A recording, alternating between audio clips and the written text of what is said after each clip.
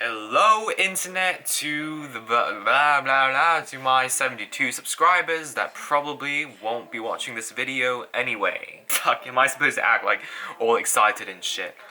Anyways, my name's Moon and I am making this video today because today is very special to me and I wanted to share this moment with you. Today is December the 19th, which is precisely 365 days since I came out, and I thought it was really meaningful in that maybe I should sit down and talk about how life has been like for me during this year and my thoughts on the community here in California compared to how things were back home in China. So yeah, I hope I'm not like already boring you to death.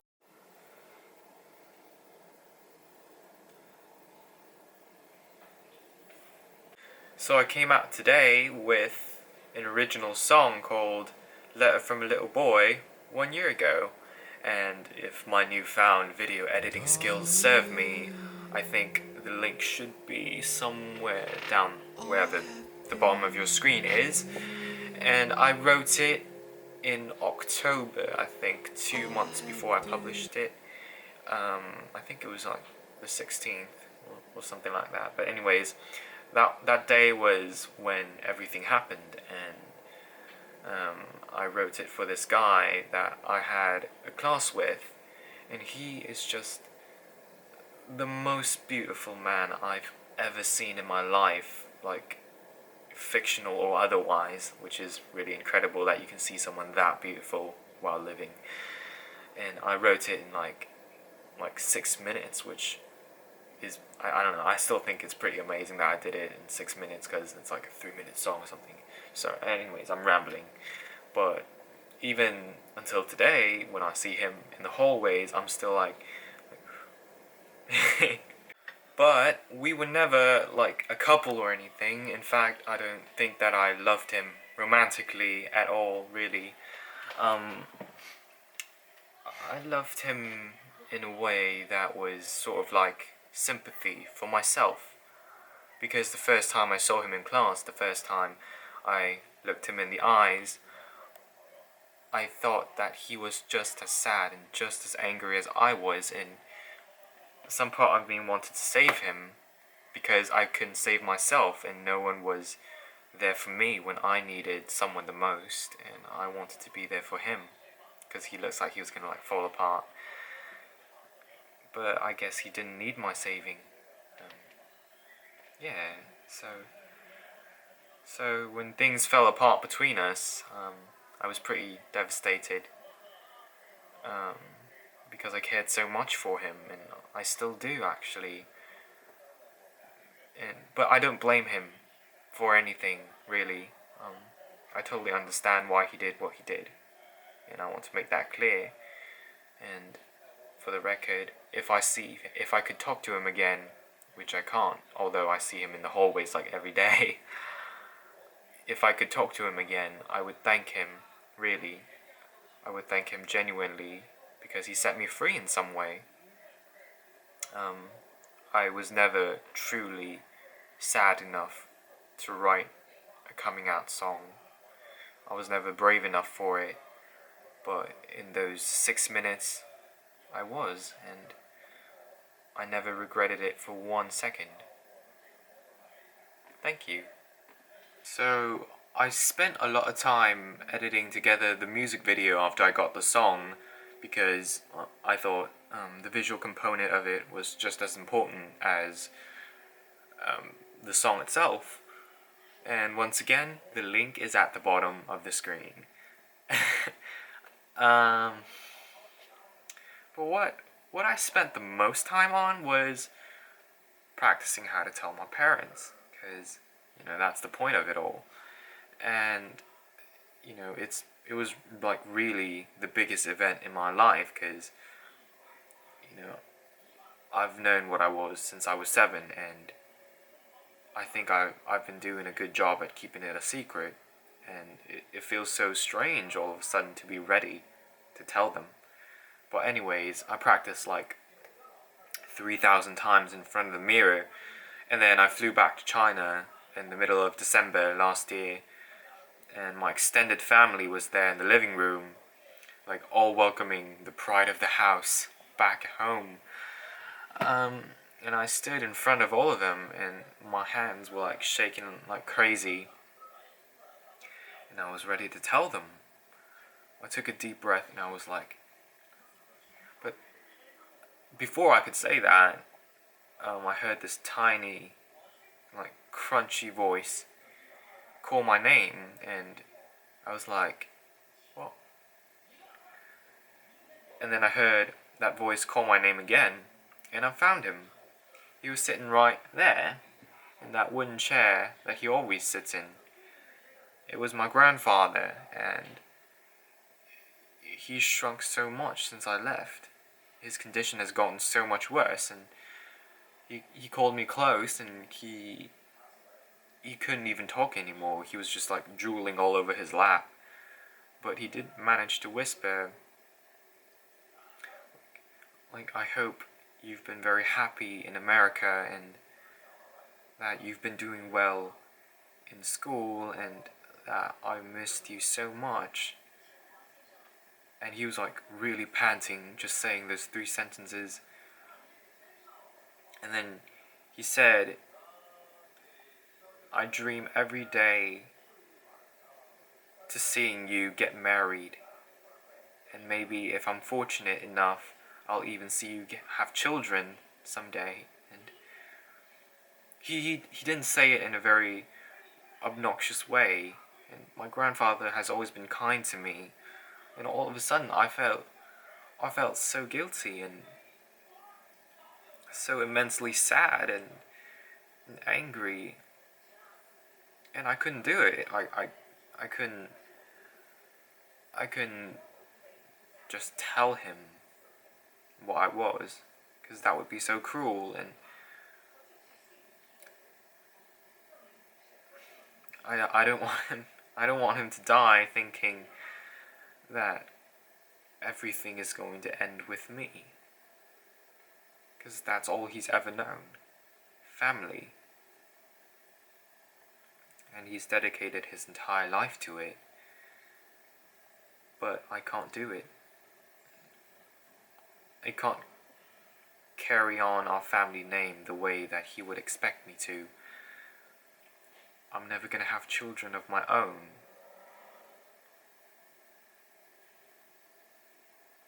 So that's that. I'm sorry.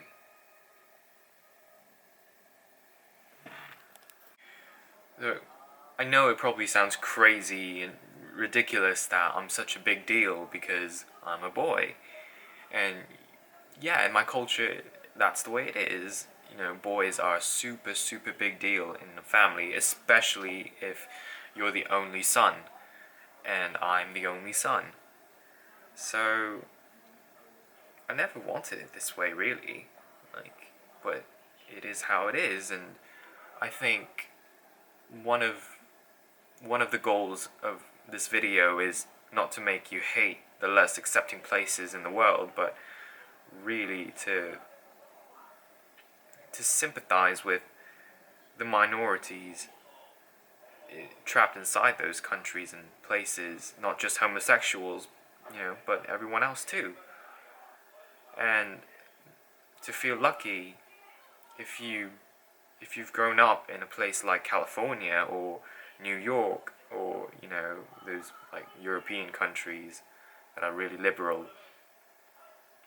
And I know that you really hate it when people tell you to feel fortunate or feel lucky about something, because usually it's bullshit. But this is coming from me, a fellow teenager, and I'm telling you, this is a good place. It really is. And I've wanted to come here for like a very long time, and when I finally did, when I stepped off the plane, I knew like that instant that this is it. This is where everything is gonna happen, and I can just feel it. I can do all the things that I want here. I can become a singer like I always wanted to be, and I can become a lover with a man. And we can do everything we want together. We can grow old together, and if we want, we can even adopt a child, because it doesn't have to be from our own blood. And the feeling of such freedom is so great, and I'm just so excited for everything. Really, like, this is where it's all gonna happen. So yeah, I came out to everyone else in the world except for my parents, and now I've decided to keep it this way for as long as I can. And sometimes I sort of debate whether it's a kindness to keep it from them or some sort of revenge. I know that it's not their fault that I'm like this, but sometimes I just can't help but wonder, like, why would you make me if you can't love me the way that I am? I think it's a question that a lot of people have thought about, but I don't know. I guess we'll see. Luckily though, everyone else around me took it pretty well. People at school, people I know outside of my house.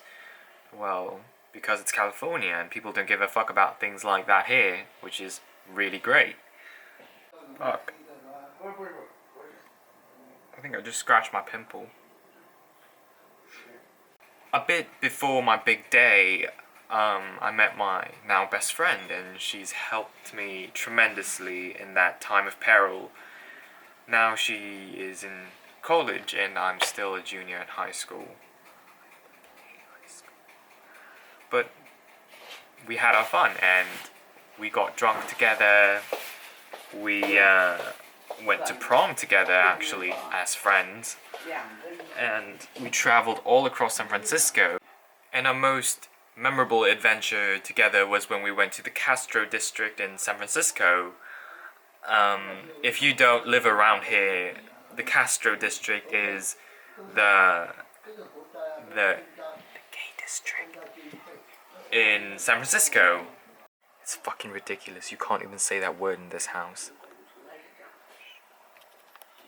Anyway, we went to this little bakery at the corner of the street first, because they had these like glass cabinets full of penis-shaped cookies. And of course we stormed in to buy one because, well, they're penis-shaped cookies. And and this lady behind the counter had this like really cool like faux hawk thing going on.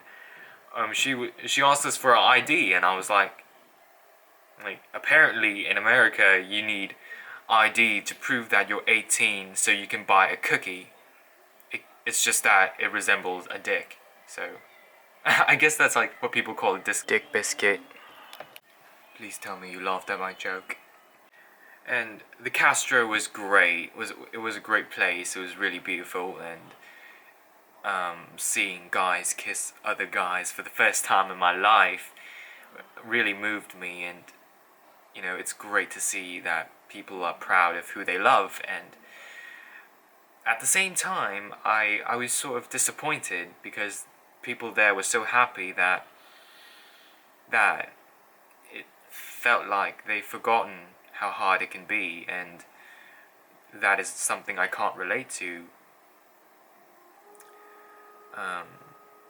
So yeah, I didn't quite feel like I belonged there. It like everything was so surreal and so foreign. And I guess that leads us to another reason I wrote everything, this video and the song.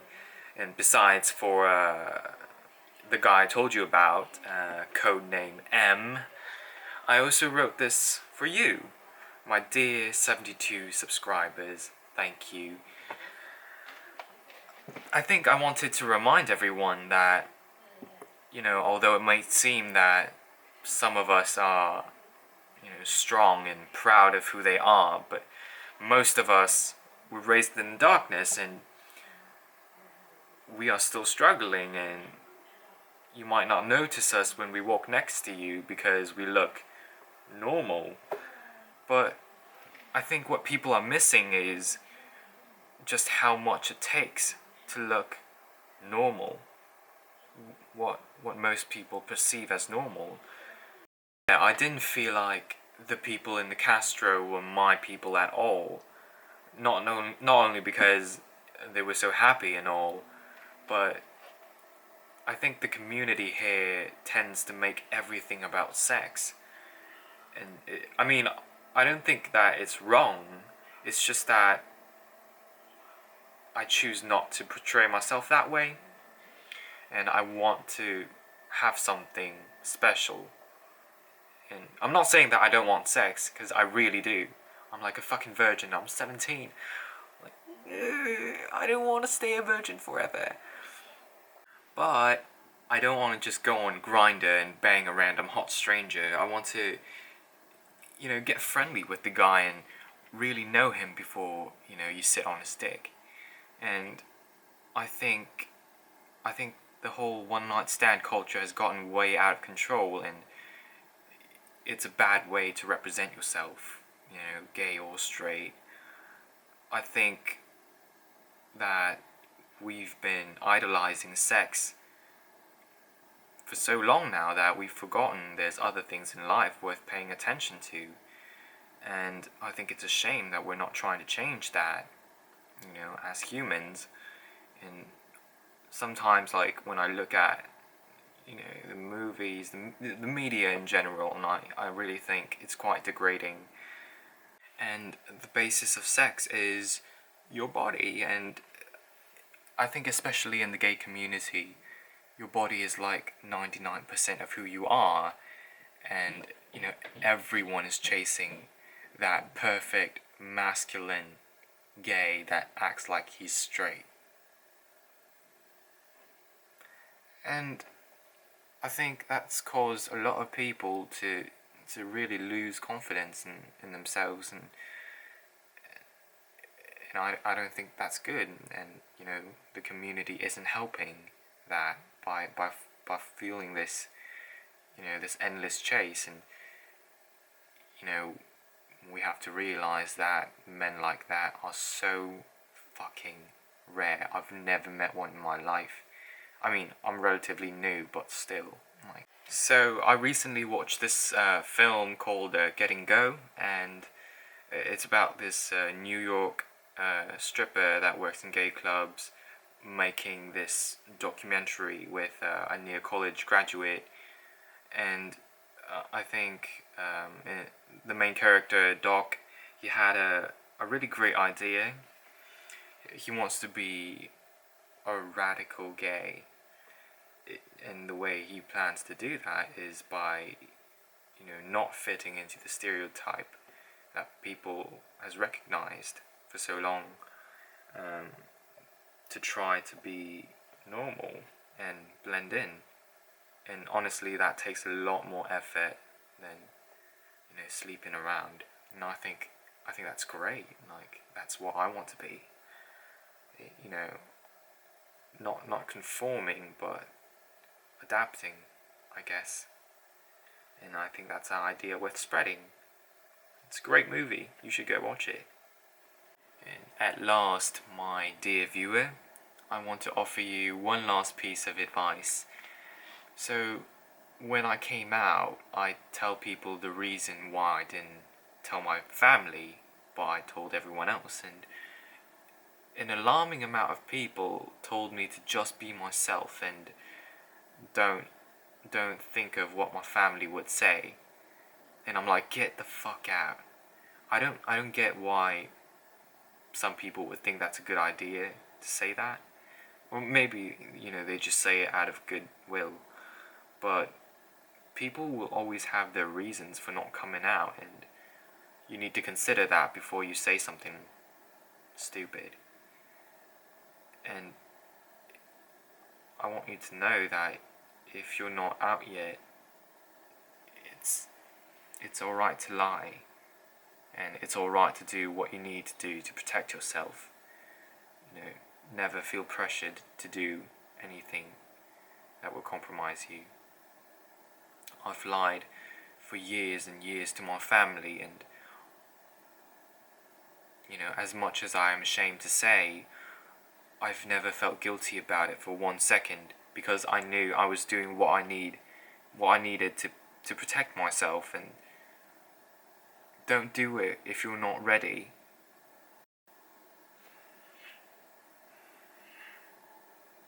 And I'll be here if you need me. I just hope that someday you won't have to hide anymore, because life isn't really worth living if no one is loving you. Anyways, thanks for watching, and happy holidays.